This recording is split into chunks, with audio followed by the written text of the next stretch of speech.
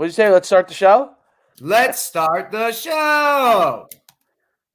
Podcast 6. 2 days off, man. 2 days off with football all over the place. Just craziness in the world of football. I love it. Too many days off. Yeah, it might be. We might have to do like a Sunday morning session, something where we can just, I don't know, bridge it. 30 minutes? Like 30 minutes? Just like a quick, like, yo, it's Sunday. Here's what's going on. Check out these games. Maybe we'll make it like a here's the spread. Maybe do like a betting line. That's what I'm saying. Like, man, we'll talk about betting line. Like, yeah, because my parlay came through this weekend, baby. Boom. Maybe just do talk quickly about the games of the day, I just find it funny how, you look at like these guys in Vegas, do they really know anything about football, or are they just, taking numbers and throwing them out there? I mean, because you look at, for me, I look at LSU, LSU 29-point underdogs, and Alabama totally covers and blows them out. How the hell they know that? No, Vegas does because they run analytics.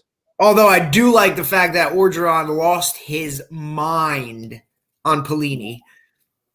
I think he threw the headset at him. Not gonna lie. So we could roll with that. I think it's crazy. I mean, look, I work for a crazy head coach who loses his mind on the sidelines, and I've seen him spike a headset and break a headset, but never thrown at somebody. Oh. Yeah, well, let's see. Here we go. All right. I'm sure there's just so much. This is the music version of what I. So you can't really see. That was a good jam, though. It was a good jam. All right, let's. Well, we'll share. We'll share the. All right. Ed Orgeron, LSU, Saturday night primetime against Alabama in his own house. LSU coming off a national championship, loses his mind. So I love the music. You're right. Here it is. Boom! Tommy in the club. Yep. All right. Thank you, Go Bigger Eddie. Oh man. So basically, what you have there, his coach losing his mind. I mean, there's so much built up. An accumulation of averaging. Let's see what LSU. I don't have to put it on the screen, but let's see what LSU's giving up. Look, you're the head coach in the SEC #1. Okay, you're coming off a national championship run where nobody thought you would win a national championship, and now you've built that and set that bar, and now you go ahead and you bring in this new defensive coordinator in Pelini, who's, he was the head coach in Nebraska, left in kind of an ugly way, kind of disappeared for a couple years. Doing extracurricular? What? Was Bo Pelini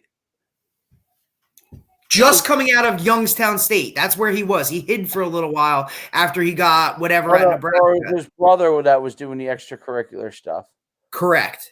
So now he gets hired as the LSU defensive coordinator and, has obviously not lived up to par. They lost to Bama 50 of a 55. But a week before that, they lost to they've had a terrible year. Texas A&M. Who's a top 5 team, possibly on the cusp of, the Final Four. They gave up, it was 20-7. They beat Arkansas 27-24. They lost to Auburn 48-11. Auburn's not very good this year. They beat they played Texas A&M tough.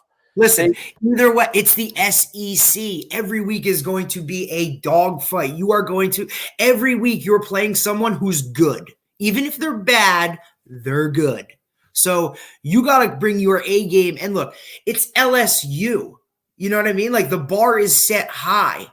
And I don't understand how you're just getting, you're just getting blown out by these teams. You got to have a lot of guys. They lost a lot of guys from national championship game. A lot of guys I think, a few guys declared. I mean, they Right. lost to Mississippi. And those are the problems you're going to have when you're at a program of that size. Like, guys are going to look out for themselves and say, is it really worth it? Are we going to win a national championship? Probably not. Let me protect let me protect me and opt out so I can I can stay healthy and go. Like, it's not really a team thing. And that precedent was started a couple years ago, at Stanford when McCaffrey kind of opted out of that bowl game and said, look, man, I'm going to be a first round pick. Is this worth it for me? And he said no. And when a guy who's kind of looked at as a character guy makes that decision, I think it changes the whole mindset of now these high-end guys or draft picks. You know what I mean? Look, is it my thing? Absolutely not. Team guy first. I want to play with these guys that we've been through it all together. One last game, but I also don't know what it would be like to be a first-round pick. What do we call that? A business decision? Yeah, I guess that's a business decision. Well, they're in a situation. Well, LSU's in a bad situation. Bo Pelini will be fired. Some of the fans. Is that your hot take? What's that? Call that a hot take. That's a hot take. He will be fired. Coach Schumann said Bo Pelini will be fired by the end of the year. Do they let him finish out the year? I think that he will finish out the year, but I think Ed Orgeron's under tremendous pressure, which is why he lost it there. He's under tremendous pressure because everyone wants him to get rid of Bo Pelini now. Everyone does. Like they had David Aranda as the defense coordinator last year, and now he's the head coach at Baylor. Right. They were dominant on defense. They're now terrible on defense. And like you said, they lost a lot of guys to the NFL. So, it is kind of a younger group or up and coming, and you got to coach it up like that. But you have to know the strengths of your team. I just don't know if Bo Pelini is the type of guy where players sell out for. And when you're not very good or you're up and coming and you're learning, you gotta, those intangibles, those, whatever, those have to come to the forefront because, hey, my coach is trying to get me where I need to be. I need to work harder for him. And I don't know if he's that type of guy. Now, am I going to do that for Ed Orgeron? Absolutely. You know what I mean? I'm going to sell out for that guy. But my defensive coordinator, I don't know if I'm buying into what he's doing. And that's always a problem. All it takes is that one guy in that locker room to say something, and now it spreads like wildfire, and now you got 11 guys on defense who don't believe in the calls that are coming in, and I'm not going to give full effort because I'm questioning it. All right, well, lead into that. Let's go to the Jets because I brought up the Jets, on the theme here. Listen, I watched the game. It's funny because I told you. I said, "No." I said, what are you talking about? The Jets won. You're like, no, they didn't. You turned it off too soon, brother. I thought the game was over. I don't know what happened. I had to go look this up because when I left the game, it was basically over. They were getting the ball. They stopped them on fourth down. They got the ball back. They had 1st and 10, and they went 3 and out. Raiders got the ball, and before you know it, he's banging his head on the goalpost, and the Jets are losing. I know. I feel bad for people having to watch me. I look like I'm in a space capsule. So I don't. But anyway, so let's show this. This is last play of the game. So set the scene here. Set the scene. The Jets stopped them on the 2-yard line. Right. They didn't get a first down, I'm guessing. They got the ball back. They got the ball back, 3 and out. So now the Raiders get the ball on, I guess it's in -40, somewhere around there. They catch a pass, they go up, they spike it, and this is what they're left with right now. You got 3rd and 10 from where's the ball? On the 45, 46 yard line, and you got 13 seconds to go, no timeouts.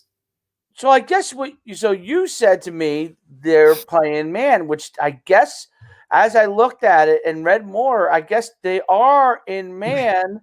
Look, it gives a quarter shell here. Right. He's given a too high look. Okay. Right. And you see But now they're lined up like they're playing quarters. correct. So you got now the guy at the top of the screen, okay, for the Raiders. Okay, he runs a 4.2. He's one of the fastest guys in the NFL, if not the fastest guy in the NFL, against a rookie corner for the Jets standing on the 40-yard line, top of the screen. Okay. And so if you're in man, okay, that corner's got this guy. So the Jets decide. This safety has Hunter Renfrow in the slot from Clemson right here, right? You would think that that guy that you have this thing on now, right there, that backer, is obviously responsible for this. Here? You said there's 13 seconds left. So, no timeout.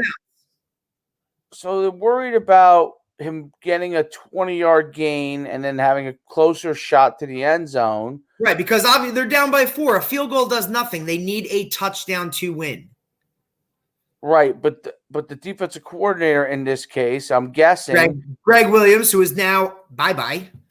Yeah, right. So Greg Williams, by the way, was fired, but they were obviously the way they played it was almost as if they were thinking, well, they're going to try and throw one short pass and then get another shot at the end zone. But that's not what indeed happened here. Now, the play before that was an incompletion on second down, I believe. He overthrew the receiver who was behind the entire defense. Let's watch it. Here we go. All right. So that the two linebackers are blitzing. This guy's on the play. All right. Jets coming. They're literally 4 guys on 4 guys, man to man. Oh, my goodness gracious. Carr put some air under it. Wide open. Oh, my goodness gracious. Good night. Bang. He got him on that move. Now the move, right? It's a stutter, right? So he hits the, he just hits the stutter and the corner bite. Well, the problem is he hits him with a post stutter. Boom, boom. There it is. Look, if I'm in the position as a coach in this situation, he's screwed. Look, even if that's the call, right? Oh. I know they need a touchdown to win this game.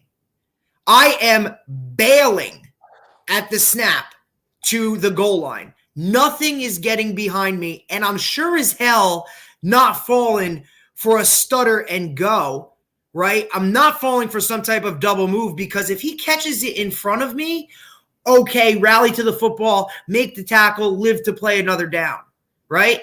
If that's what's called for here. But as the corner, why are you biting, man? I understand he's a rookie, but you got to know what's going on. This guy in front of me runs a 4.2. He can fly.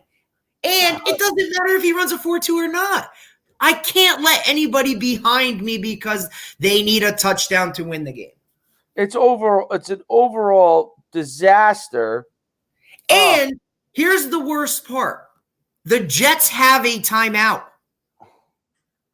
If there was confusion or you needed to really solidify what's going on, call a friggin' timeout and get your guys on the same page. But the interview that Adam Gase, the head coach, did today, he said, and quote, I was distracted during that play. If I wasn't, I would have called a timeout to make sure we were on the same page. Bro, time to go. You need to be fired. Let's go.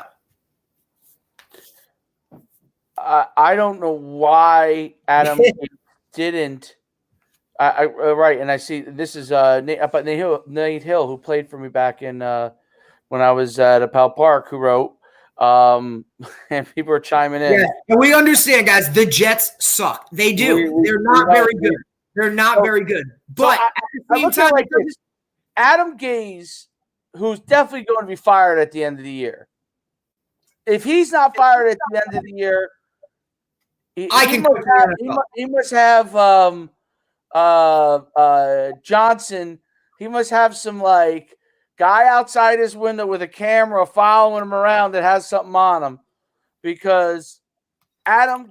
Some TMZ shit. It doesn't even matter whether he's a good batter or in between coach. What their performances is I don't know. But anyway, here's the thing. I will argue my point. He should have, and I don't know why he didn't. When he saw how his defensive backs were aligned, okay, he should have just called a timeout and said, "Greg, I don't think that's the right move." Like, dude, I don't care. Look, Greg Greg I don't Williams, care what you do. And you know what? I bet you he would have dropped them off. Greg Williams is known for being aggressive, and he defended his play call. Obviously, he said, that's what I do. Look, I understand what you do, but at the same time, you have to sometimes put yourself and what you do aside for the team itself. That was not the right call. Look, I can defend why he called it and be in a position to say I would have called the same thing. But as my head coach, you're going to get on the headset or come over to me and say, hell no, that's not what we're doing here. We need to do something different. And that's where I think being a head coach in Adam Gase, being so involved in the offense, and like he said, he was distracted. Bro, what are you distracted for? Your offense is going back on the field. What? Wait, what? You know what? I like this. I like this. I don't know who Jamestown 190 is, but he posted the greatest check. Yeah, because didn't he have the job twice and never coached a game? The greatest Jets coach ever. Jamestown 190. Well, who was the coach of the Joe Namath? I don't know. I mean, look, you had Rex Ryan, who took them to the AFC Championship twice with friggin' Mark Sanchez. Now, did they have a phenomenal defense? Absolutely. Todd Bowles comes in, he kind of runs with that a little bit, defense first. Now he's down in Tampa, doing a great job with that defense. They've gone defensive coaches pretty much from the time I've been alive till now. Even when they had Pete Carroll and Bill Belichick. Those guys are defensive-minded guys. Eric Mangini, defensive guy. You know what I mean? Like, what are you doing? Now you bring in Adam Gase, who's quoting. Adam Gase is, Mr. QB whisperer with Peyton Manning, and he's done nothing as a head coach in his two stops. Chicago, now Chicago, now here. And what I heard somebody say, which was great, was when you get fired as a head coach and then you get a job right away, it's almost like you didn't do anything wrong in that previous job. So you continue to do what you do, even if it's not working. I don't know. You got a job right away. You don't even have time to take a step back and evaluate yourself and say, look, why didn't what I did here work? Because you're jumping right into something else. I mean, come on, man. I don't know if that's the case. And why do I have an echo? I don't know why I have an echo here. I don't know. You look like you're hanging out, though. That chair looks comfy. Yeah. For some reason, I have an echo. But anyway, this guy wrote Rich Kotite's available. Oh, God. Who's that? Weeb Eubank. Oh, thank you. Thank you. Weeb Eubank, Webb Eubank. I thought it was Weeb Eubank, but maybe it was Webb Eubank. Was the head coach of Joe Namath when they won the Super Bowl. So, and what was that, 1969? He would have to be the greatest. And then who was a coach when Richard Todd? I don't even know who that is. You don't know who Richard Todd was? I told you I'm not good with the history of the stuff. You want to talk about, whatever. Right. You know college, I don't know. College, anything before 1996, I probably don't know. Anything about the Joe Namath. I know all that stuff because I've seen whatever, and Joe Namath is like a name. You know what I'm saying? But I don't know any of the others. Like, there's a blank period until, what college Joe Namath went to? Alabama. Yes. So did Richard Todd. Okay. So there you go. There's your history there. But I just wanted to more of the story. That's who it was. Walt Michaels was a pretty good coach to sum it all up, the Jets may be the worst run sports organization in the country besides the Knicks.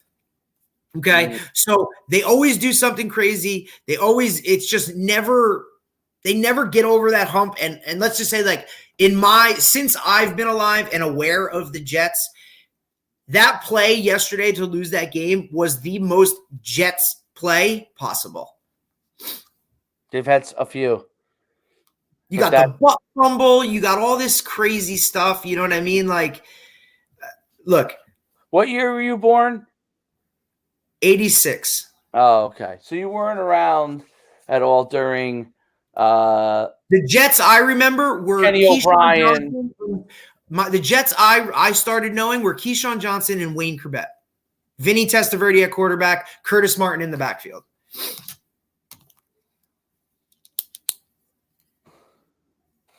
Yeah.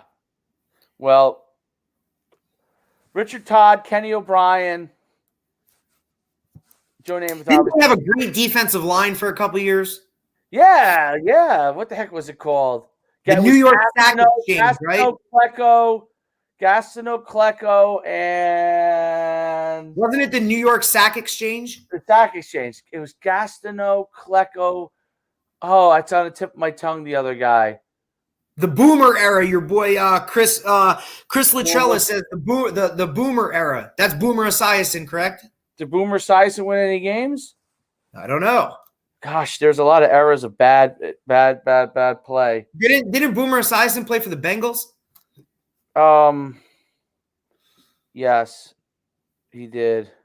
Listen, the first real Jets moment I remember is Marino taking the Dolphins down, the fake spike, and then bam, hit him in the end zone. I was at that game.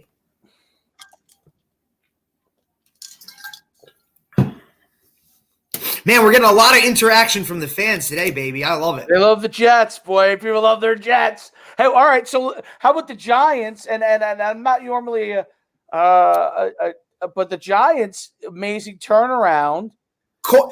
Losing. How about this? Losing 5-0 at halftime.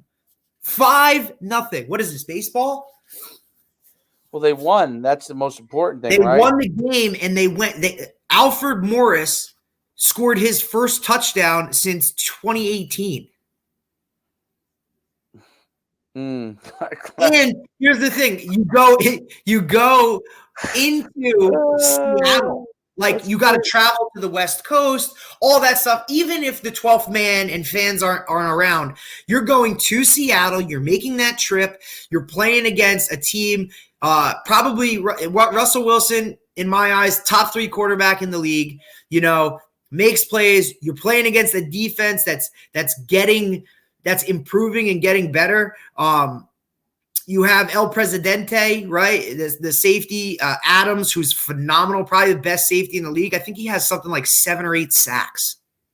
And then you have Wagner in the middle, and you're going in there with a backup quarterback in Colt McCoy, and your best player is out for the year with a torn ACL. So for them to go in there and win that game, that's huge. Now, can they sustain it and continue to play? Because, look, they're getting in the playoffs. They're winning that division at whatever record they have. They're going to get a home playoff game. But if you get them in the playoffs, are you scared to go in there and play them? I don't know. They reel off another. If they go into Arizona this week or they play Arizona this week, I'm not sure if it's home or away, and pull out a win. Now, I'm not saying Arizona's anything, whatever, but, you know, that's another positive win. And they have your Cowboys the last week of the season. My Cowboys play tomorrow, I think. God help us. They're so bad. I can't even watch them. They're bad. Oh, Chris hyping up. Here we go. Everybody's going to talk about Jabril. He was a PC guy. He's a PC Everybody guy. loves Jabril. Jabril this, Jabril that. Oh, Jabril's the man. Jabril's the man. Jabril is a freak show of an athlete. I get it. He can make plays. And listen, when he was at Michigan, you know, Don Brown used him in every way possible, but he's a guy that you have to put in the right positions to make plays. You got to move him around. You got to bring him off the edge. I mean, I like the fact that he's still returning punts. The kid can ball. You know what I mean? The kid can definitely ball. He's probably the most underrated guy in that secondary. He's probably one of the most underrated safeties in the league, to be honest. You also have, what's his name, playing corner? Who is that, Logan? Right, the Rutgers guy. That Tony guy's going to, Ryan. you want to keep him, you're going to have to pay him some money. No doubt. No doubt.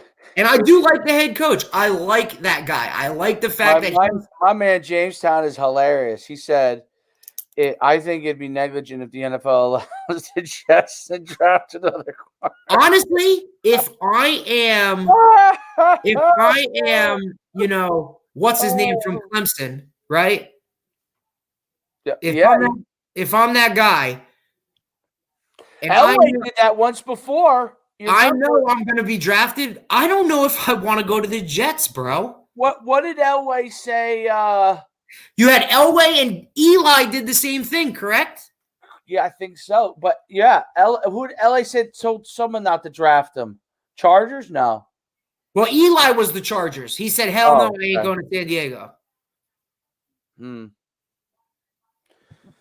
My lighting is horrendous. I can't believe. Will you just focus on this? Like, stop worrying about the logistics and talk ball.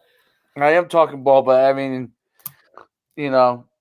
I'm not in my right place, and now I'm at 8% battery, and I don't know. You know what? Here's the thing: you got to adjust. I don't know where my charger. And on Monday, when we got the most to talk about, you're having logistical issues. I can't take this. I don't know where my charger is. I can't find a charger for this laptop. Well, focus on your 8% you got left. You got to put it all in for this next 8%. Like, let's go. Bring it home. Yes, true. Okay, so how about Coastal Carolina, BYU? What do you? Boom. What a win. Great win. I love the T-shirts that came out. Mullets versus Mormons. I think it's amazing. Look, what a story, right? What a story. Kudos to BYU for saying, look, we'll play anybody, anywhere, anytime. Let's go. So Coastal Carolina opens up with Liberty going down. College game day is going to be there already. BYU is trying to make a fuss that they should be in the Final Four. All right, let's go. They go down there and lose to, an up-and-coming FBS team who just had a bunch of dogs that were willing to go out and continue to punch you in the mouth. Look, we don't care who we're playing. You're coming down here to Conway, South Carolina. We're playing on a field that 10 years ago was a friggin' watermelon patch, okay? And come to our teal turf and let's go. For the millions of fans who missed it. Listen, who cares? Football is football. These guys don't care. You got a Heisman Trophy, candidate, possibly a first-round pick quarterback for BYU playing against a true freshman in Coastal Carolina. First quarter, no score. CJ Marable. Boom, here we go. Excellent running back, CJ Marable. And listen, the offensive line for Coastal Carolina, no one is over 300 pounds. Their center is 5'9", in Coastal Carolina, 290. Of a scoring variety, that is. Under 2 minutes now. I thought it was going to be a shootout, but then no. Absolutely not. Coastal's offense is very interesting. There's going to be a lot of people making that call down there saying, what are you guys doing? I want to do something. Yeah, they run the option out of offset eye. And they do all kinds of funky stuff. And listen, if I'm a DC, how about this? I have to now – look at this is my favorite play right here. Boom! Hang on, wait a second. Coastal Carolina defenders. Boom! That's like WWE. Listen, I don't care. Oh, we got a little scrum. You got some fire. I don't care who you are. If you're a Heisman Trophy candidate, look, we just picked it off. And look, I will be very honest. In college, our defensive linemen were taught if we pick off the football and we give that money call, look, you four defensive linemen, go find the quarterback and block his ass. I love their running back. Down 5 on their own 9. 35 seconds remaining. Wilson completes a key throw here to Gunnar Romney. That's a great catch. Look, talk about going up and getting it. And this is in the final seconds of the game.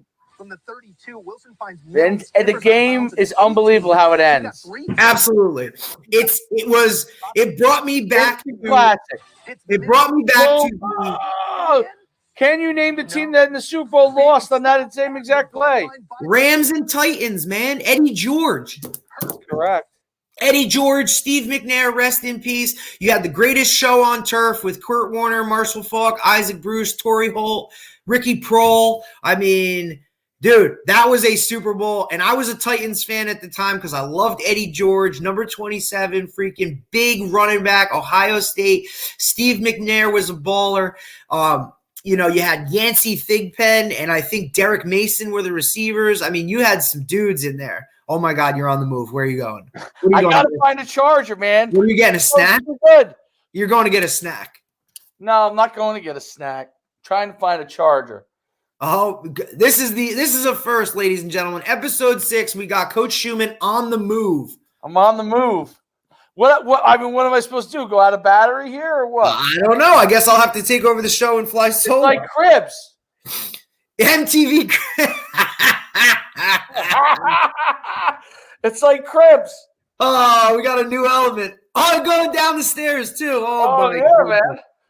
You got Cribs going on. Listen, I love the interaction we got though from these guys. Like, so Chris, Jamestown 190. I love the fact like you guys are bringing a different element to the show. And like we said, this is episode 6. We're just trying to do something, come out, talk football, give you some opinions and our viewpoints, and just like I said, just kind of talk it out and see what's going on. It's just like any sports show, any of these guys talking on ESPN radio.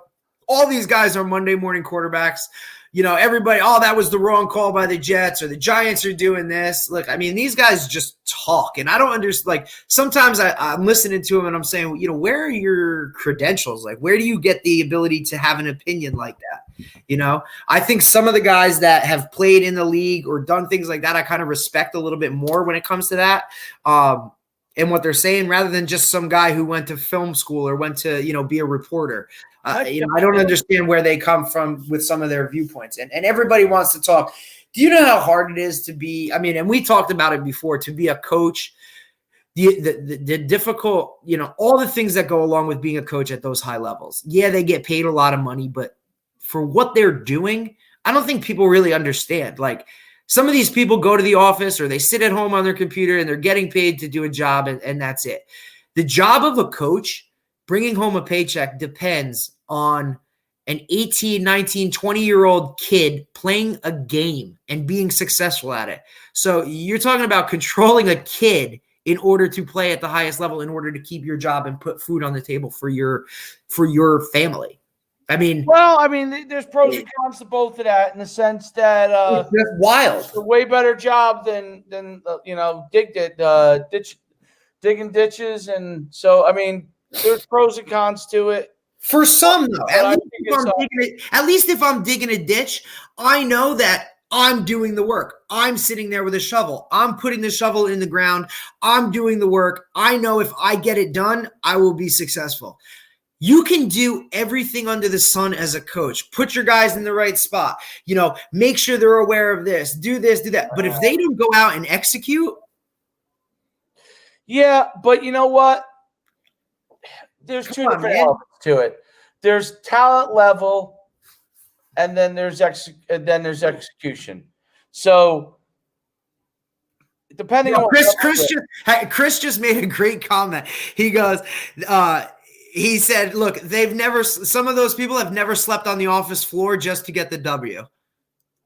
True. And I understand that, because I'm just like, the things we do behind the scenes as coaches and the time that we put in, people have no clue. They don't know about sleeping on a cot in the office, breaking down film because you got a quick turnaround from a game. They don't know about all the time we spend doing our thing and whatever. People don't see that. All they see is us with headsets on the sideline. They have no clue. Sometimes our players don't know what goes into it. Of course. Well, they don't, because they don't realize what is required to have a good game plan together. So what I was going to say is, talent level is a big part of the first step. So huge. That's why recruiting is so big. Talent wise, then the level of what you put into it and get out of them is the second thing. So if teams are of the same level or close to the same level, and everybody's doing everything they're supposed to do, then your decision making and all that stuff comes into play. And I feel like if you're doing everything you can and you're getting everything out of your talent level, you're maximizing what you could do. If the talent level is not good and you don't do anything to advance it, you're a bad coach. If you maximize whatever your talent level is, even if it's a low talent level, you're doing a great job as a coach. If your talent level is better than everybody else and you don't do anything and you just win with whatever your talent level is, then you're a bad coach because you're just leveraging your talent level. So there's talent level, maximizing your talent level, getting the most out of your players are components to everything.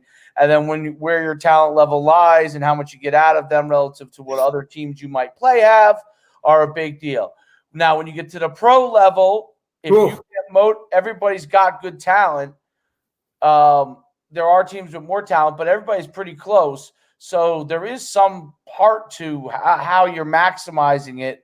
The college level, depending on your team, you could go recruit on that talent level. So you got a good responsibility.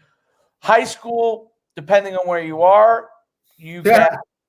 I think high school is probably much more of a over time look at a program. How you look at it over time. High school, I think you need to have time in order to build your culture and put in place the things and the way you do things. I think the higher the level, the faster you're expected to turn things around.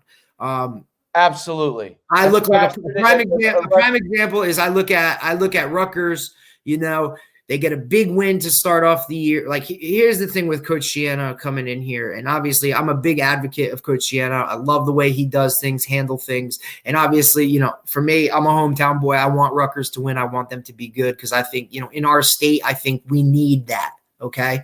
Monmouth shouldn't be labeled as the best team in the state. No offense. Okay. Look, very good program. Are they labeled as the best team in the state? I would think so. And to me, when they were supposed to match up this year, week 1 or whatever, Rutgers, Monmouth, I thought that was awesome. Thought it would have been really cool. Just a different level and different type of football. But Coach Schiano coming in, what's the first thing he does? He tries to develop relationships in order to create that recruiting base that he needs. He needs to keep his guys in Jersey. He needs to get certain guys to come in, transfer in, and then build the culture around that. So when he comes out and beats Michigan State week 1, okay, now it's, okay, look, we're seeing things. And you've seen glimpses of it along the way. A Michigan win would have been huge. A Penn State win this weekend would have been huge. But you're looking at little things that, they're one of the few teams, I think there's only 6 or 7 teams in the country that have returned a punt and a kick for a touchdown. Okay. So you're talking about he's coaching up the little things, right? The little things that we think are big things and impactful, like special teams. When I see a coach that's focusing on that and those elements of the game, okay, those elements of the game, when you have guys continue to come off the edge hard on an extra point block, when you have guys on kick return that are really physical and getting after guys, that tells me that kids are buying into the culture and now it's going to progress in a positive manner. Boy, today there's all kinds of great news.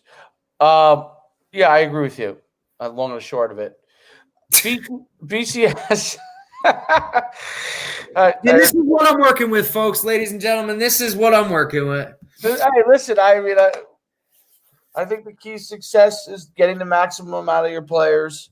And listen, you've done that more than you can on your team. You've done that more than anybody that I've seen. I don't know if I've done it more than anybody, but I'm saying the programs you've taken over, okay? The programs you've taken over, they don't have a history of winning, okay? So when you came in, you had to establish a culture and then win with what you had in those places.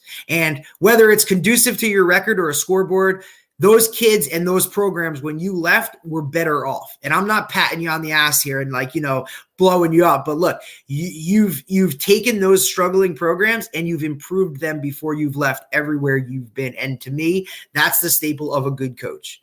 Thank you. Rings are great. Wins and losses are great. But, are your kids successful after they leave? And is the program established, culture-based? Have you left it better than you started it? And in the places you've been, I think so. And it's not like you've taken jobs that were, hey, we're a steady playoff team. We're just looking to get into the next one. I mean, you've taken teams that were like hey, let's hope we have a game this week because we have enough guys. Yep. Well, we'll keep doing that and continue that where we are. So it's development, man. It's development. It is. And people say, the whole thing is about this. You invest in the kids, they're going to believe in the program. You get good players out for the program, show them where they can go, show them they can go to college, show them a path to success, show them what they have to do, guide them. I believe that, you can't just only pat them on the butt. You got to make sure that you are tough on them where you need to be tough, so you get to the part where you can really congratulate them. And that's a key component of it. That yin and the yang between loving your players up and making sure that you're critical where you need to be in order to get them to improve is key, and helping them understand that that's important. And then also helping them understand that getting the best players you can out is important. Like, I mean, I've always been a big believer, and you probably heard me say this, I don't care if someone's never played football before. Recruit the hallways, brother. Yeah, if you're a good athlete, or you're a big guy, or you want to be, we'll coach you up, get you better. And here's the thing, guys that have never played the sport or have been, deterred from the sport, all I'm asking is that you come out and try it. Put on a helmet, put on some shoulder pads, run around for a few days. If you like it, great. Now we've just found something, and let's develop you and see what we can get. But at the same time, if you don't, that's cool. Okay. Understand, but at least you gave it a try. I love Chris wrote SB someday. I was at SB for 4 years, 2 as an assistant, 2 as a head coach. I will not be returning to SB. Not unless they get turf. Yeah, that's. I moved out of that area. That's no longer. And listen, here's a funny little side note, right? What was my? I love where it came from, but what was my first teaching job? What? Saddlebrook Middle School, baby. There you go. And we had some great times, good times there too. But once you kind of move on, a little bit. And I've always said this, like Group 1 coaches in New Jersey, I give them a lot of Group 1, man. I give all the credit in the world to those guys because they're working with 20 to 30 guys on a team. If you have a dude, he probably does everything. He's probably the quarterback, the punter, the kicker. I mean, he may hold his own kick and then kick it. You know what I mean? That's what I loved about it. Those guys coach the hell out of it. I love that about it. I also love that I like big school stuff. I like, kind of keep progressing. But what I liked about small school coaching is that there's not like you get to know all your players pretty well. Right. You know their players, the families, because you've seen them progress and come through. Like there's a different connection when you have less guys, obviously. You have more of a one-on-one connection. When you have a big team, look, is it difficult to get to everybody? Absolutely. But, you know it. One of my philosophies is that, look, I need to interact with every kid every single day. Even if it's a fist pound, hey, what's up? I try and know everybody's name and interact with them every way, shape, and form, during like every single day, whether it's practice, weight room. If I see them walking in the halls, hey, what's up? What's going on? That's why I love coaching special teams, because it allows me to interact with every position group across the board with the team. You know what I mean? As a defensive coordinator, as a DB coach, as a receiver coach, like those guys sometimes, any position coach sometimes only interacts with their group of guys during individual. As a special teams coach, now I get to interact with everybody because I'm working with, the offensive line when it comes to kick, when it comes to field goal, extra point. I'm working with the defense when it comes to field goal. You're working with different guys. You're working with seniors. You're working with juniors, JV guys. All those guys, when you're talking special teams, like now we're on a whole nother level. And that connection, also the same reason I love coaching JV or your sophomore team. Because now you can interact with those younger players that maybe don't get as much attention on Tuesday and Wednesday because you're focusing on the varsity guys. Now you get to interact with them. And anybody who's ever coached JV or a sophomore game, The chaos of it, you got to love. You're drawing stuff up on the bus. You got guys throwing guys in positions like, hey, can you play this? Do you know what's going on? Just go play football. And the looseness, I think, allows those guys to go out and have fun when basically they're getting their asses beat on scout team Tuesday, Wednesday, Thursday of the game week. And that's why I love the special teams aspect. I love the JV sophomore game aspect of it. Friday nights are great with varsity and wins and losses, but the development of those younger guys, to see them basically come in as what I call puppies and then leave as dogs, that's amazing. I love that. That's the aspect of coaching that I think is people don't understand and they don't see it. And when people ask you why you coach, that's why I coach. To see the development of a younger kid who's a little boy, doesn't really know what's going on. And then 3 years later, he's an all-division guy heading off to college to play college football because he's developed and he's bought into the culture and the program. Like, that's why I do this. Sure as hell ain't for the paycheck. BCS ratings just came out. Bama won. Notre Dame, and amen to you. You're 100% right, Coach DePascal. That's why we love you. Okay, Alabama, number 1. We do. I may not know their real names, but I got a nickname for them. I promise you that. That's right. Alabama, number 1. Notre Dame, number 2. Clemson, number 3. Clemson jumped Ohio State. Now, Ohio State is kind of in limbo with their game at Michigan this week. The last I heard is they were dialing it up. They're going to practice. Michigan is going to practice tomorrow. So right now it looks like that game is a go. I think that they're going to literally get blown out. Michigan is going to get blown out, and it's going to set a tone that says, Ohio State, we should be in this Final Four. Why don't they have 8 teams? Listen, Mike Leach, my mentor, has argued this, and there's a great clip of him explaining it. He's talking about how every single other level of football has a tournament. You're talking Division III playoffs, there's a tournament. Division II, tournament. FCS, tournament. Where teams win their conference, they get in, they dial it up against somebody else, and they continue to progress.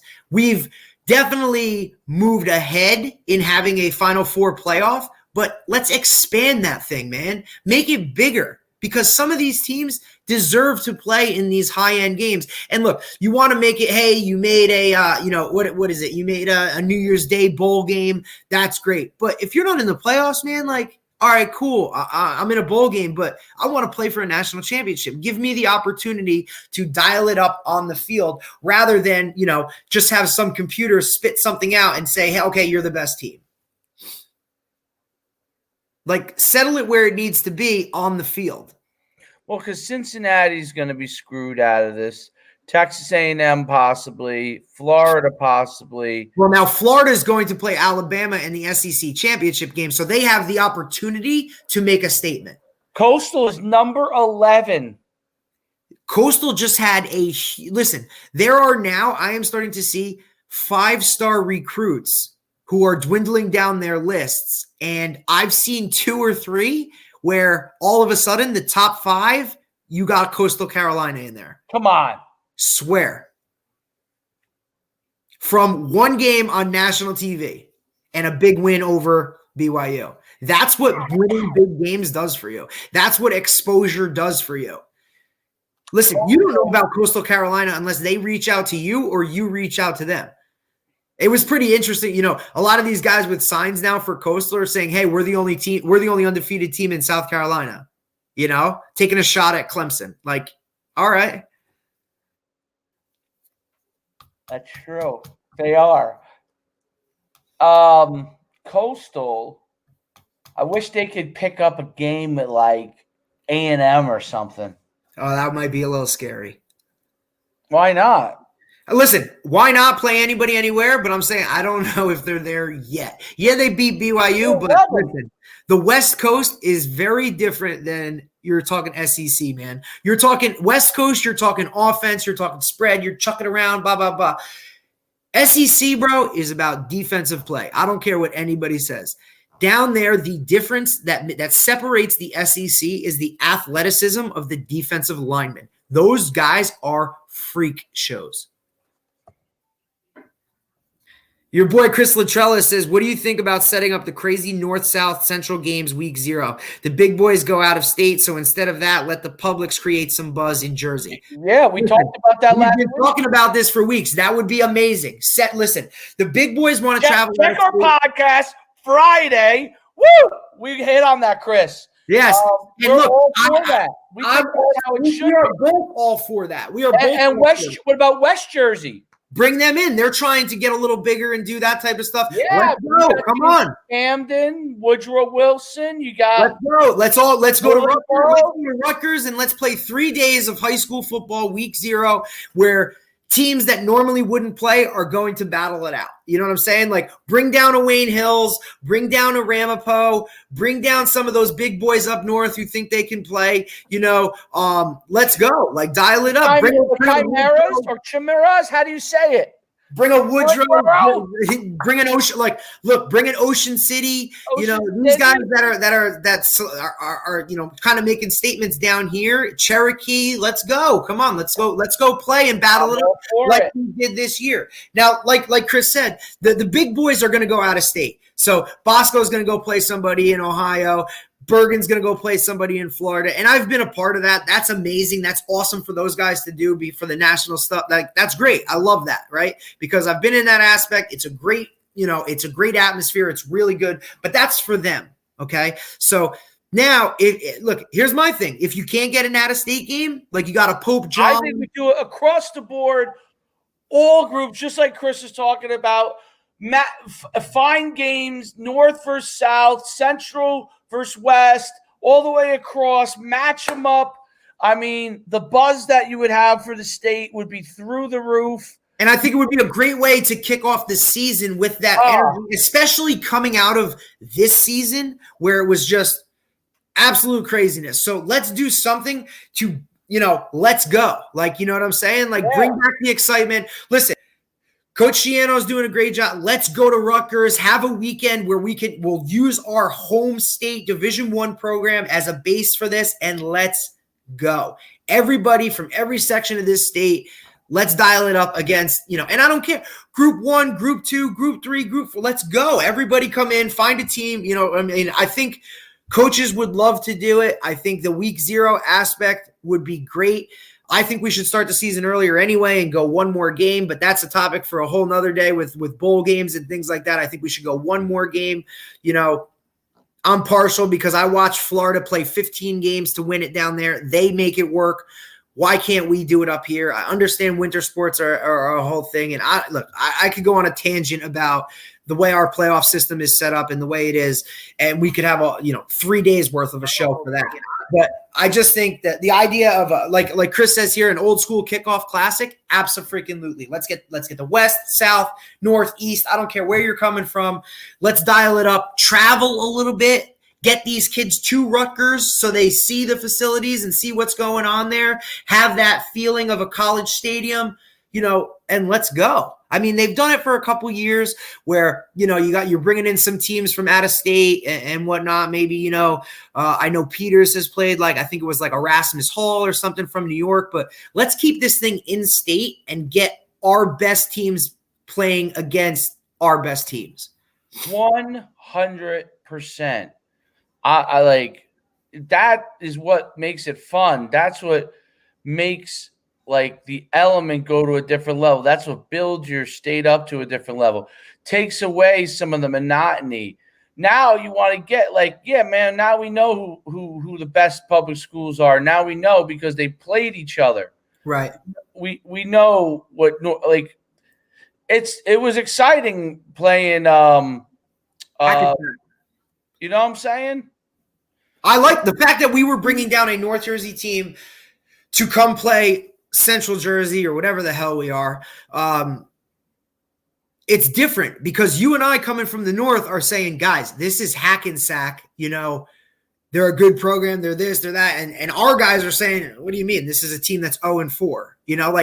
They don't really, it doesn't work like that. I think there should be more what's the word? Continuity or awareness of how good certain teams are, north, south, east, west. You know what I'm saying? Like, at the end of the day, it's all New Jersey. And yeah, we have, 28 state championships or whatever, but I think it would be cool to start off the season with that kind of like, let's go. I mean, I compare everything to Florida because that's what I know.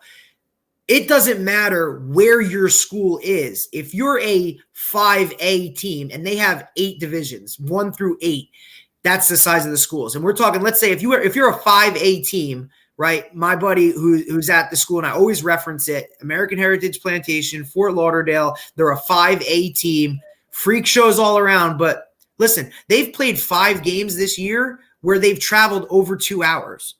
And that some of it has to do with COVID and some of the other stuff, but their playoff games that they've been in, I mean, they're in Fort Lauderdale, they're playing somebody in Jacksonville. It doesn't matter where you're located in the state, you go and play that game. And then this year they've moved the finals, which are in 2 weeks, to Florida State. So they're playing the finals in Tallahassee. They normally play them in Orlando. I think that's really interesting. A couple of interesting side stuff. If they can get it done, Dave, if they can play 15 games to win a state title, they have 5 rounds of playoffs. Like, listen, the emphasis is put on the playoffs and winning a championship. For us up here, I feel like the emphasis is just playing games in your region and all that kind of stuff. Like, you want to win a championship. Yeah, have a chance to play for a championship. Exactly. I think let me figure it out on the field. Yeah. Yep. Couple of interesting things. Yeah, look, is his entire secondary going into SEC schools? Yeah, they are. Does he have 3 former pros that are coaching on staff? Yeah, he does. But at the same time, I mean, it's different, but it's not. It's all at the end of the day, it's college, it's high school football. Yeah, no. Chris brings up a good point. The state doesn't understand the money that's involved. Well, lighting. Oh, hey. Oh man, can't have 2 clowns have a show. Dude, it's Monday. Like Mondays, we got to do something because we can't keep all this bottled up for 3 days. So, you quietly, and I bring this up. They're not an elite team yet, okay? But quietly, Chip Kelly has UCLA. They beat Arizona State. They beat Arizona. Herm Edwards. They lost to UCLA by 3 only. I mean, not UCLA. Wait. Who lost to? They lost to Oregon by 3. They only lost to Colorado, who's also undefeated by 6. And they beat Cal. Chip Kelly last year was under tremendous fire, and now this will be his 3rd or 4th. He's got them playing, man. And if with his system, if those kids start to believe, boy, he might only be a year or 2 away. And listen, it's always the battle when you're talking UCLA, USC. Chip Kelly is phenomenal. He wasn't very good in the NFL, but some guys just aren't NFL coaches. I mean, that guy got the job at Oregon coming from where? Do you know? What's that? Chip Kelly got the job at Oregon. Where was he before that?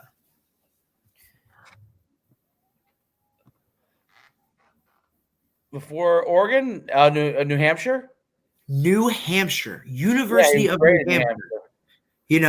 University. Turn out your light. Chris told you to turn out your light. He doesn't want to see you in the light anymore. What do you mean? I think he's just teasing you. I'm sorry, bro. We ain't working with first class facilities. It's only episode 6. It's episode 6. We're not there yet. We're not like the this isn't ESPN radio. I don't have a studio yet. We're not like Barstool Sports yet, or Dave Portnoy. What a dude. He crazy, bro. He's hilarious. Love his pizza podcast, by the way. What's that? I think it's funny. It's immature, a little bit immature, but he has a bunch of podcasts, obviously from Barstool, but he does one with Deion Sanders. Yes, that's the ones where they pick. They pick games, right? and then he has another one. It's called BFFs with these like TikTok these guys who are TikTok stars. Oh man, it is funny. And they're he's an my interesting character, bro. he's my age, okay, and he's on with these guys that are like 2021 that are like TikTok famous, and it is funny stuff. It's basically like it's almost like a TMZ of just their group, but it is funny. Oh gosh, He does some wild stuff.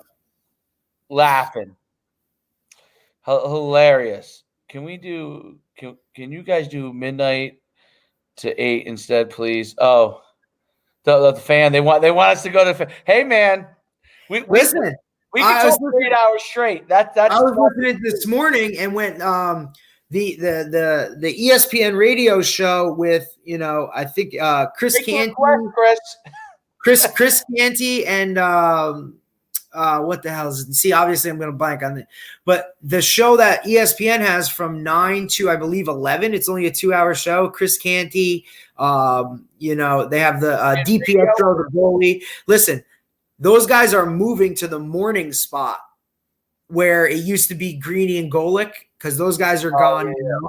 They fired Trey Wingo.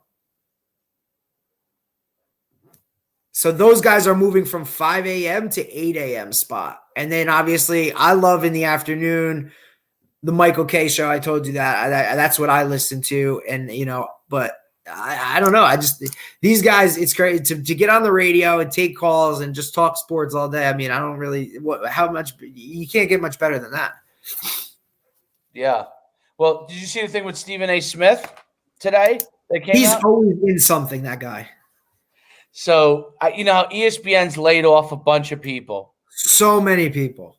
So, Stephen A. Smith, he said, well, I guess I'll just put it up here. Basically responding to somebody, I'll show you. It was a couple of tweets. I'm just curious your take on it. Stephen A. Smith is a very, very opinionated guy. I think he knows what he's talking about, but I mean, when he brings it, he brings it. Like, I don't think you want to get on his bad side. You might. Well, this was his tweet. I don't want to go too far because I'm sure it gets graphic. But basically, he's coming at people. I guess somebody came at him for how much money he makes, and they're laying all these people off. The way I actually agree with what he said, in a sense that he brings in revenue, and like people, like he's saying, people watching this for him. They're not going to get rid of the talent if he's bringing in the revenue. So people's got to understand. People, that's why a part of the whole culture right now that like. They want to eat the rich, no matter who they are. It's nonsense. Yeah, they want to crush them. Anybody who's making money is in the crosshairs. Complete nonsense. But I mean, there are things I disagree with Stephen A. Smith about. But first of all, it's not his decision. Like, I mean, he shouldn't have to take because they're laying off other, which is not great that they're laying off people. But yeah, but why should he take a pay cut? He chose to go in certain directions that the people aren't following. So Stephen A. is still one of the directions that people watch. So they're not getting rid of him. I don't know what they're talking about. But, without getting too political, it means the bottom line is in any business, this is important for people to understand. This is a capitalistic society. And if that goes away, you won't have no Apple iPhones.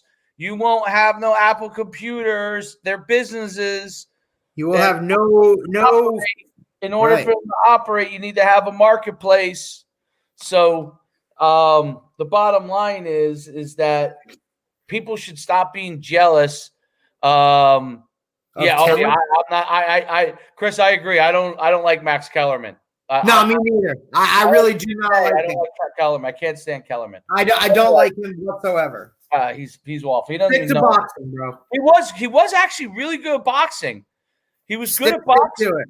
and now I don't understand some of his outlooks. And right now, obviously, he must have said last year or something that, Carson Wentz is not a very good quarterback and he's going downhill and the Eagles should move on and yada, yada. And now with Carson Wentz not performing, he was right and he's riding this thing. Like I said it first. I did that. Look, bro, you made a call. Good job.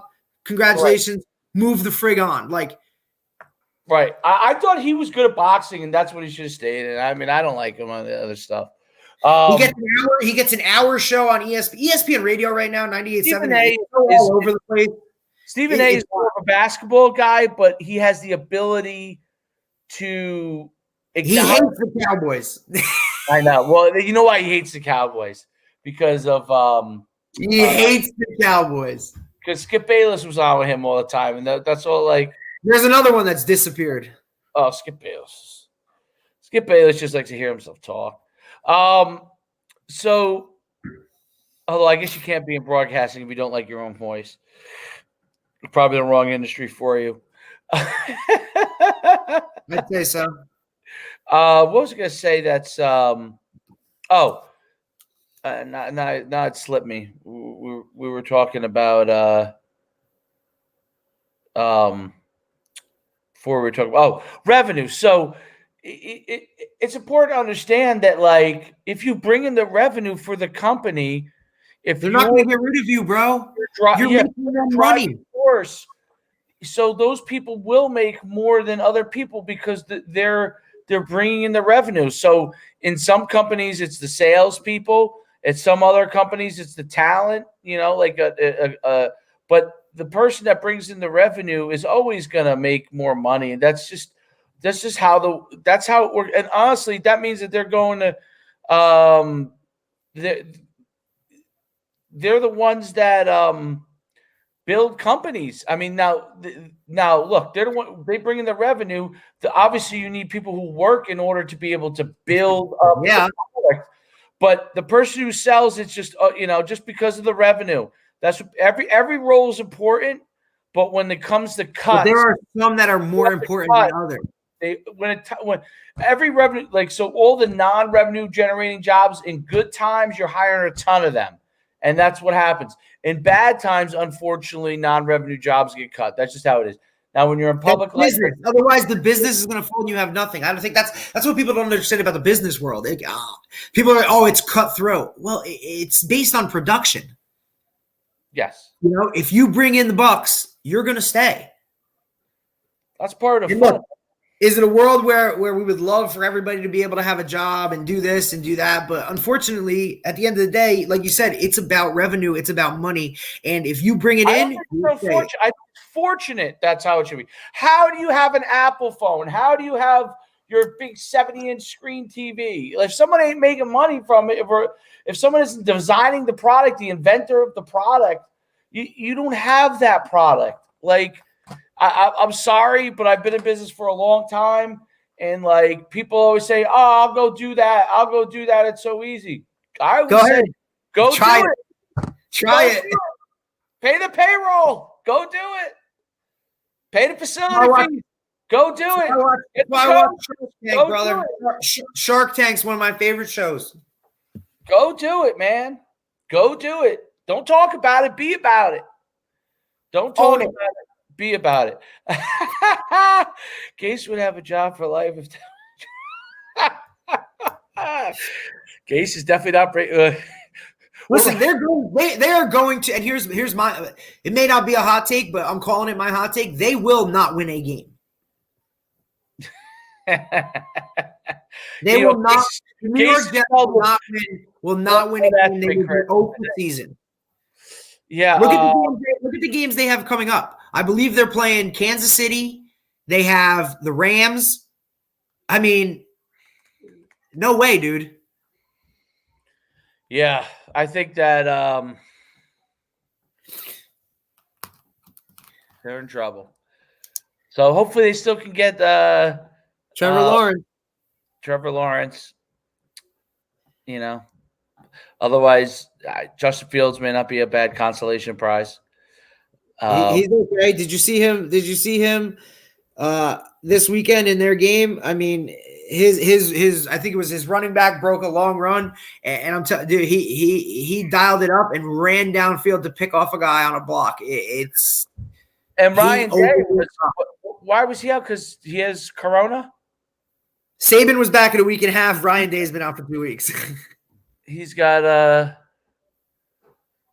yeah, because Larry Johnson, the defensive line coach, was the first African-American coach to get a win at Ohio State. Oh, wow. Even though he was the interim, that was pretty big. What are you doing? I was waving to Nicole.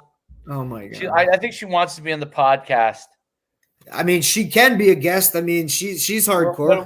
What do we have her talk about? I don't know anything. She's got opinions. We can have her talking about shopping for couches. Why, you're looking for a couch right now? Oh.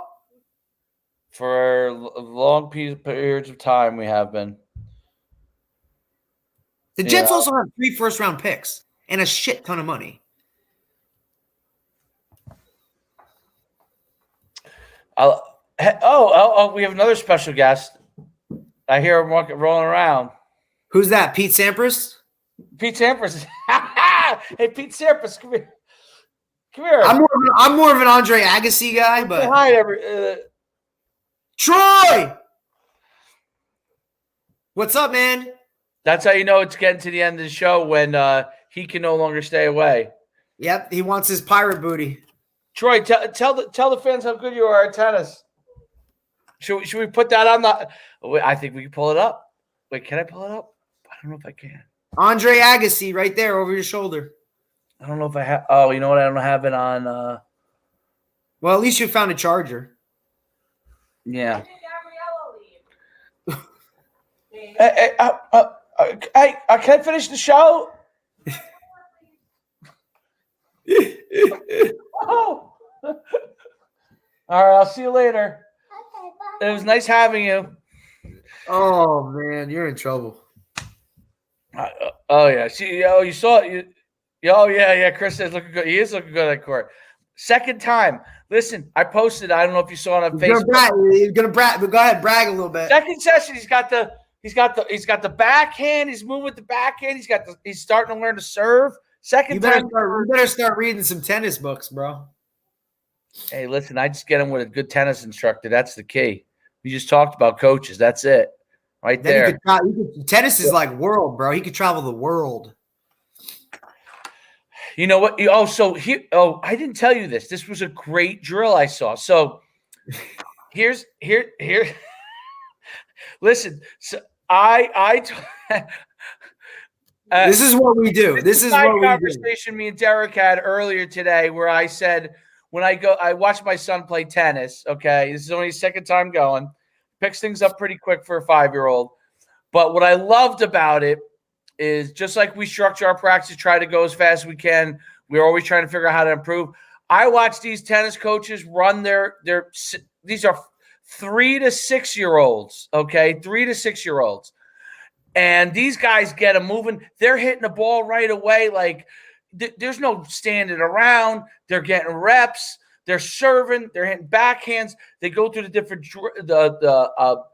teaching sessions, but they're always moving. By the end of the tennis lesson, they're volleying. It's incredible. Okay. And what are they? Hour long sessions? 1 hour, and they're teaching on the fly. I mean, it's pretty amazing. But what I thought was what I wanted to say about the coaching aspect of it that was so cool. I forgot. I think you were trying to hit on the fact that these guys are interacting and coaching from start to finish. They're maximizing the hour that they have, and there's no downtime. There's no stand over there, go do this. No, it's a constant interaction, a constant moving, action, doing something, utilizing that hour, to its maximum. And this is what I said to you. I said, they didn't waste so much time on getting everything 100% right, but getting reps and just let's do it. Let's go. Let's just do subtle something. changes. Right. Right. But here's so you'll love this. So you'll love this. So I want to explain this because you'll love this as a coach. So the specific in the teaching the serve, okay, the first thing she does, the first thing she taught, well, there's the guy teaches like the strokes, and the woman she teaches like the spiking, the serve, all these different other things. So on the serve, the first thing she did was have them. I'm sorry. First thing she had them do was throw the ball over the net, stand the proper way that you would stand for a serve, and then step and throw the ball over the net. Okay, so it was so cool how he's throwing the ball, right? He can throw a ball anyway, but he's throwing the ball. It's kind of the same motion. Then she has them. Then right after they're doing that, then she has them just toss it up and catch it with one hand, toss it up. Right. So she's hitting on the individual skills that go into a bigger picture. Right. And then boom, they bring the racket in.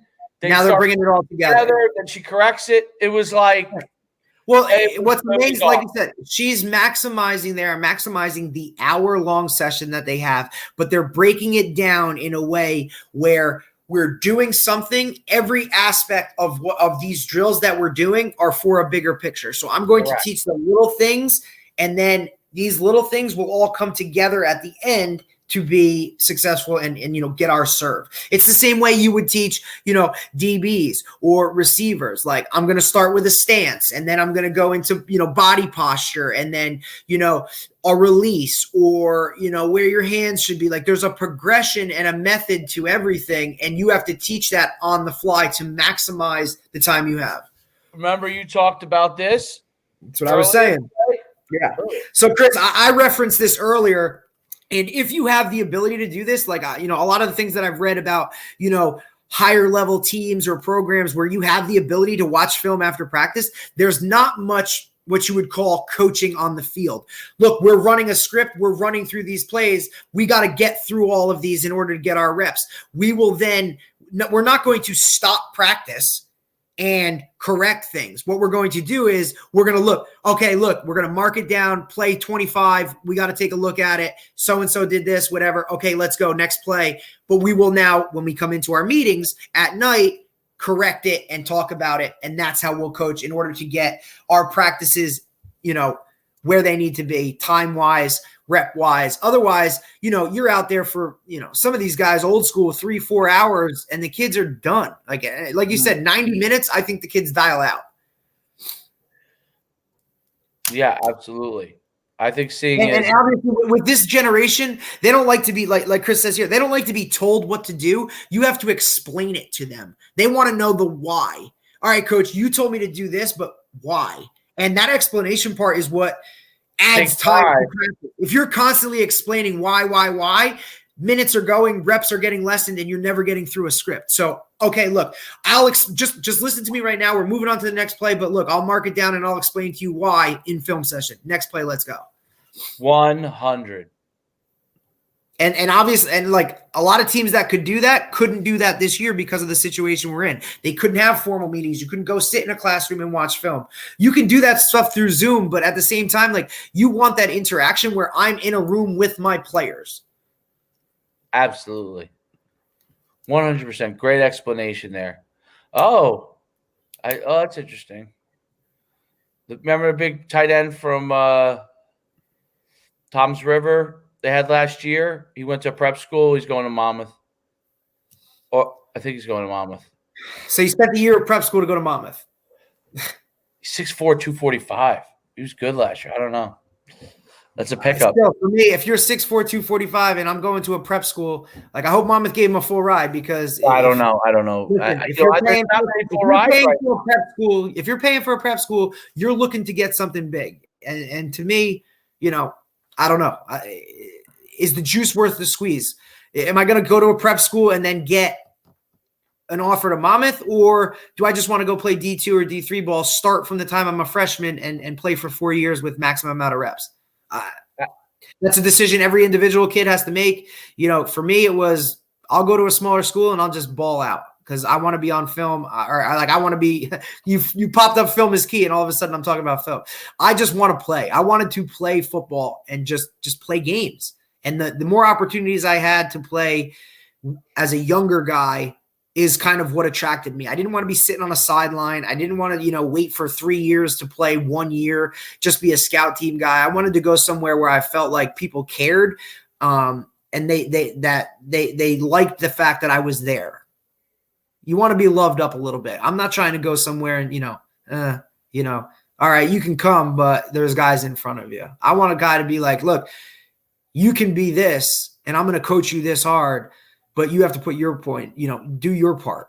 I want to have that opportunity moving forward, which is why, another segment we could talk about is why I'm a huge advocate that if there's a coaching change at your college, you should get a free one-time pass to transfer anywhere you want and play immediately.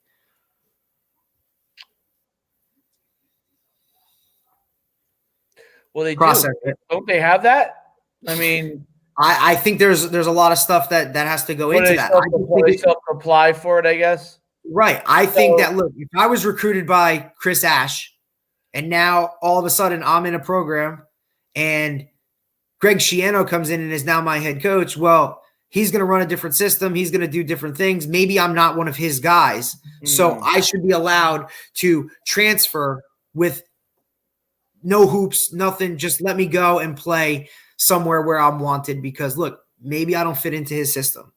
And this is a life decision. That's why you make, and we tell our guys all the time, right? When you're going to go to a school, don't go to a school because of football or a coach. Go to school because you like the school, because that stuff happens. And now what do you do?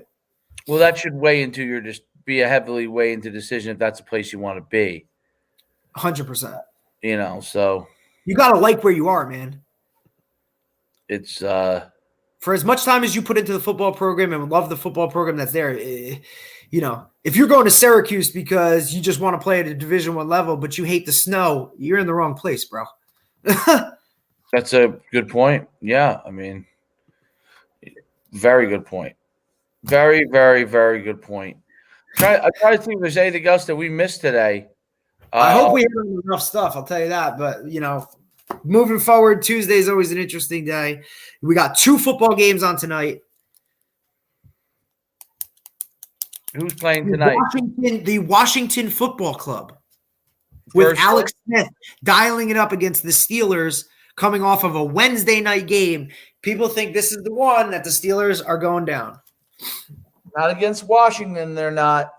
I don't know, Alex Smith's got some magic, but here, before we get off, I got one trivia for you. There are 2, 4, 6, 8. There are 9 undefeated teams in Division I football. 9. Okay. Can you name at least 4 of them? Oh, easily I can name 4. All right, well then let's see. Okay, Mr. Confident, let's go. Ohio State. Ohio State is 1. Yes. Notre Dame. Notre Dame is 2. Alabama. Alabama is 3. Coastal is 4. Colorado is another one. USC is another one. If you're cheating, this is not fair. I'm not cheating. I'm not cheating. There's no cheating. 6. You got 6. You got 3 more. See my hands. You can see my hands. I haven't touched them. These last 3, 1 you should get. The other 2, tough.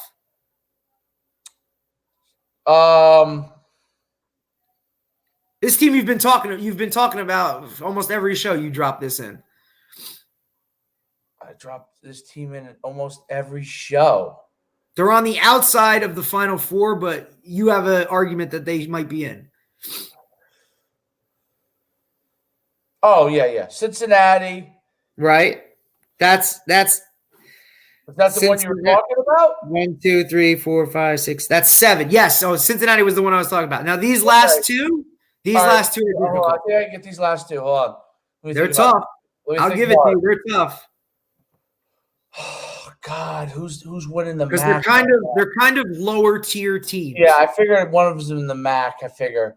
Let me guess. No, actually, I think they're in the MAC, but I don't know. They're probably the most northeastern team in the MAC. Buffalo. Yes, we have a tie. So yes, Buffalo, and then you have one more who's on the West Coast, and I don't think you would ever guess that they're undefeated. West Coast would never guess they're undefeated. Never. They're never in anything. They're never in anything. Ever.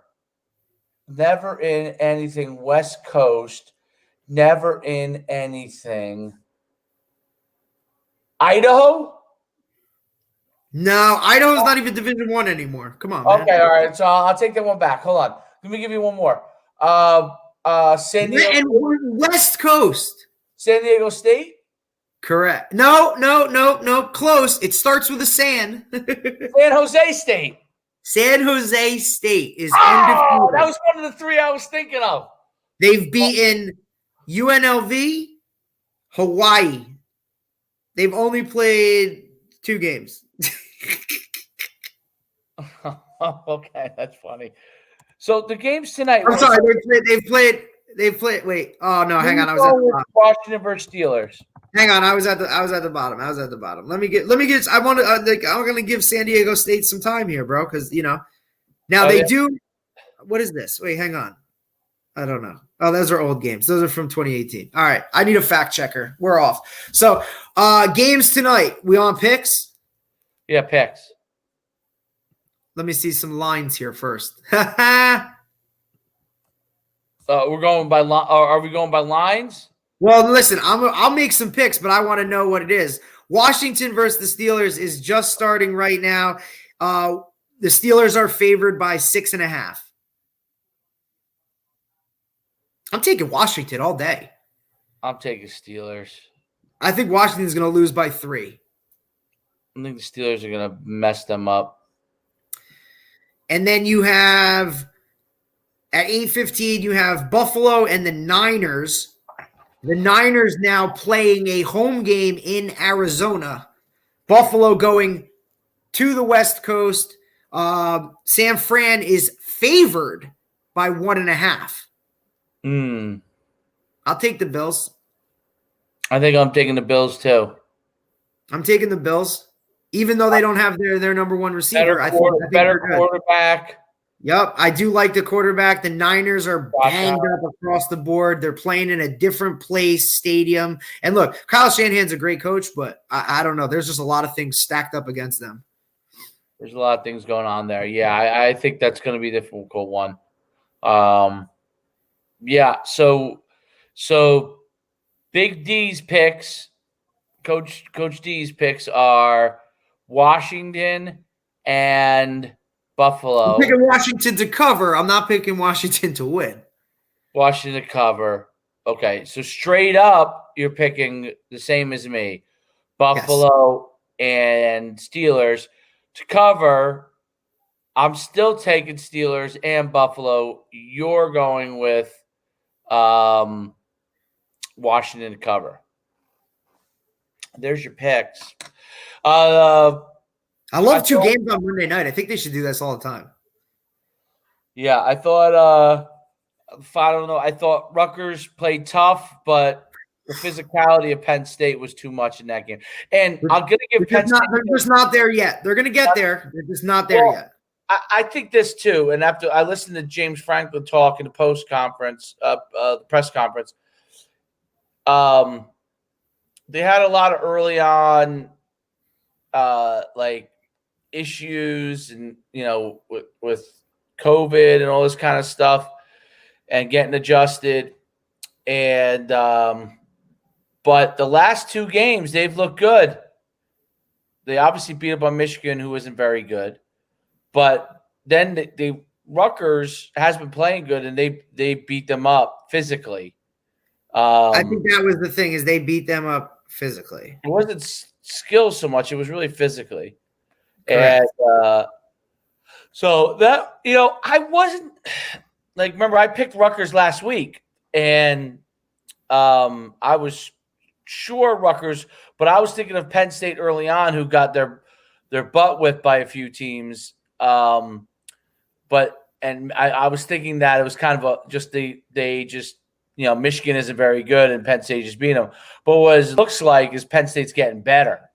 And right, they're improving, of course, and that's the sign of a good team. And look, they've been in that place before. You know what I mean? Like I just think, as it is, I think they're in a good spot. Yep. And I think because of it is definitely a battle for recruits, right? Rutgers and Penn State, New Jersey recruits. Absolutely. You don't want guys leaving or going over the Penn border. State, who's probably dominated that aspect for the last few years, definitely tried to ratchet it up a little bit because they want to make sure that they Right. They want to make a statement, man. in New Jersey where Shiano's gonna freeze them out Correct. if he keeps, which is what he definitely has to do, and he's gonna do. But that's why they probably, that was even bigger emphasis for them to try and win that game, because Absolutely. I think if they lost to Rutgers in that game, I think Shiano would no doubt end up with like a top 25 class. I think he's gonna get there, bro. He may get there anyway. I was just saying, he may get there anyway, but that would have locked it, because I think you might have got a couple of those guys that maybe were leaning there to come back. But I think he's going to get some there anyway. I mean, the progress they've shown already early on. And it's the first team. It was the first team that I saw, and I don't really understand it, but maybe Penn State was just – people just need to see it enough times on film that anytime Langen got in the game, they just – pack the box and let's go. Let's go. Yeah, I was shocked that other teams didn't do that, especially since – they used Langen at quarterback last year, and he ran the ball a lot. So, right. Penn State. When Nunzio took over, he became the guy. Right. So Penn State did that well, and that definitely had an impact on the game early on when there was opportunities, and then so. But obviously they still played hard. They almost came back even there, and then but Penn State just had a little bit too much. All right. Well, I mean, I think that's a pretty darn good show, my friend. Number 6 in the books. Number 6. I mean, we're at the pace that we're doing. We're Joe Rogan style, man. We're gonna be in the thousands before we know it. It's wild. All right. Well, we'll see y'all next time. All right, Coach.